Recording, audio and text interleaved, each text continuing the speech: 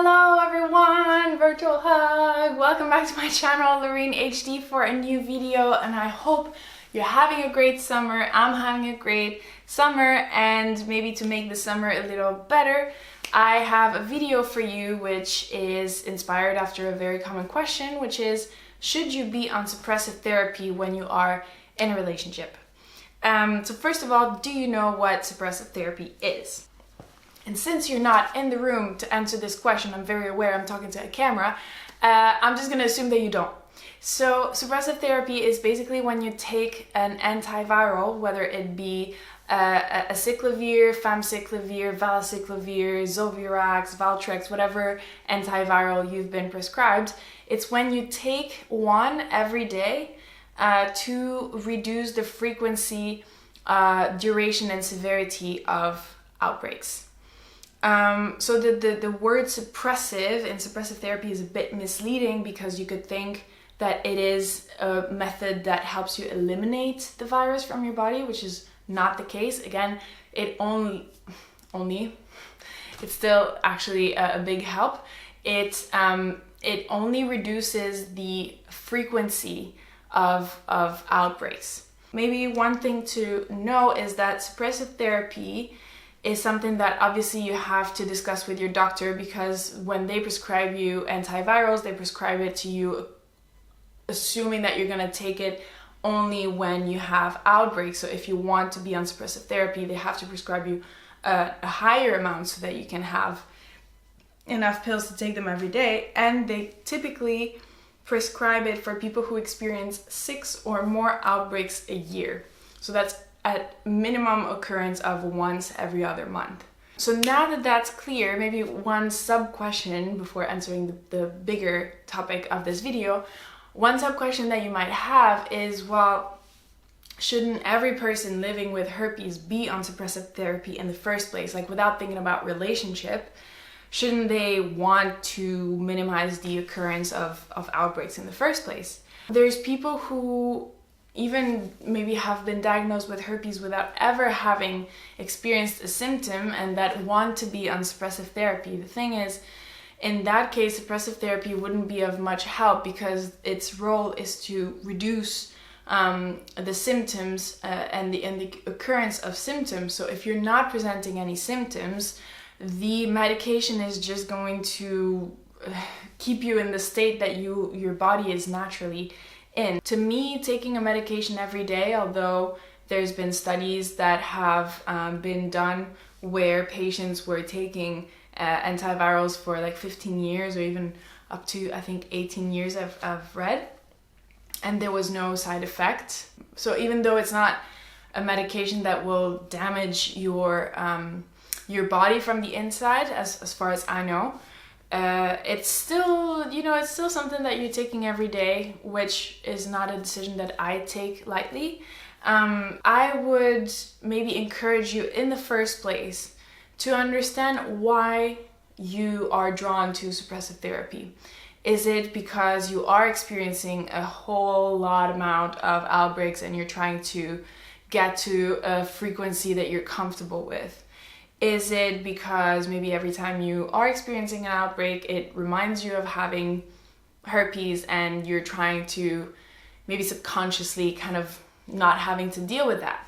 Is it maybe to protect a partner? I mean, there's just like many reasons why you would want to do it, and not that there are good reasons or bad reasons, but understanding the place that you're coming from will maybe give you a first gut check as to what you're looking for through suppressive therapy, and if you're looking to take it for actual like physical reasons, or if you're trying to take it more for solving psychological and emotional reasons. So after having figured out that one, then you might be wondering, well, shouldn't every person in a discordant relationship, meaning where one of the partners is living with herpes and the other one is not, shouldn't every person in a discordant relationship be on suppressive therapy to protect their partner? How can a sane person not take all the precautions in the world to avoid giving their partner an incurable STI? And same way around, how can a person not demand of their partner to take all the necessary medication. If you're asking yourselves those questions, I think you're not asking yourself the right question. And allow me to break it down. Humor me into a longer explanation. So when you first get diagnosed with herpes, you feel like no one will even look at you knowing that you have herpes. So naturally you rush to any and every possible medication that will make your condition appear less frightening or maybe more manageable to your potential partner. And in my case, I was in suppressive therapy less because I was experiencing an amount of outbreaks that was uncomfortable to me. It was not a pleasure, but it was also not, horrible. I was ready to deal with it, but it was a way for me to signal to my partner that I was doing everything I could to manage my condition and to make it as safe as possible for us to be together.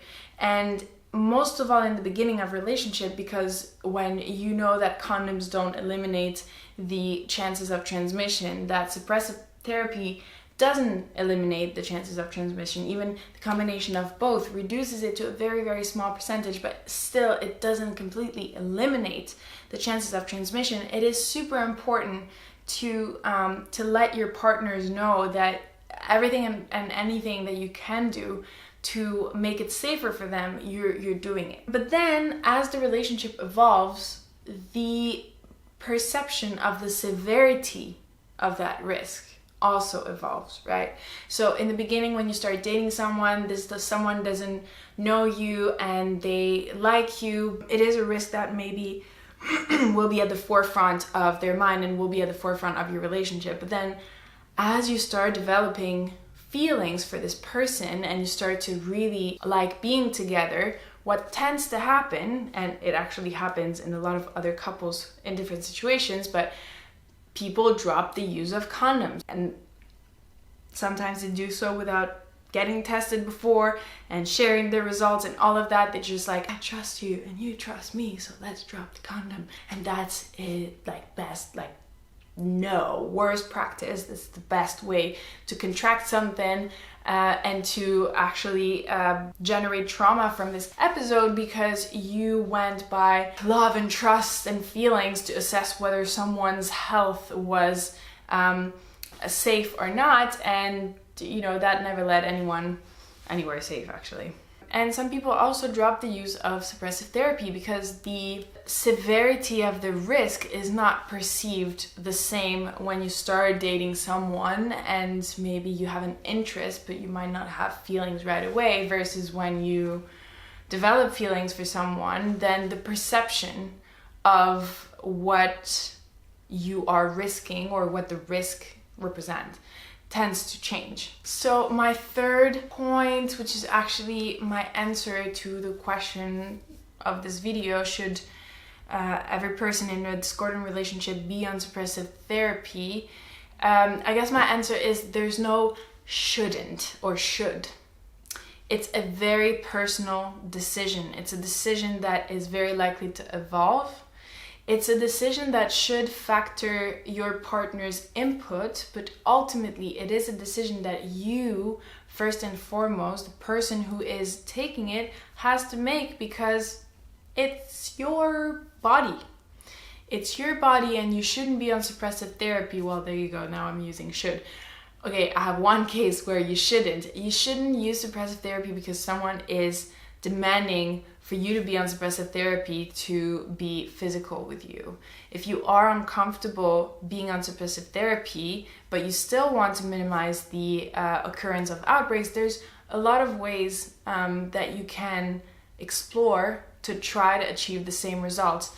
And those ways, you'll have to mind what you're eating, you'll have to make sure that you are getting a lot of sleep. And those are everyday behaviors that require a lot of discipline, but if you have that discipline, it can be done. Taking suppressive therapy and taking a little pill, one, is much easier than having to be careful about the amount of sleep and what you eat and what you drink and all of that.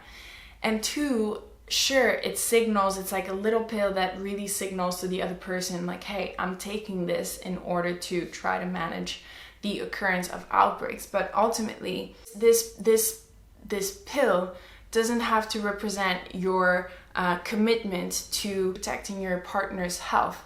Tell your partner, hey, suppressive therapy is one way that I can manage the occurrence of outbreaks, but there's other ways that I'm more keen to explore, and this should be a conversation, but ultimately you are the decision maker. If you think this video was helpful, please leave a thumbs up, and if you have experience being on suppressive therapy in a discordant relationship or not being on suppressive therapy in a discordant relationship, we're all curious to hear about it, so drop it in the comments below. And if you want to talk to me privately, you can DM me on Instagram at LoreenHD. That's it. Thanks for watching. Have a great rest of the summer, and I'll see you soon.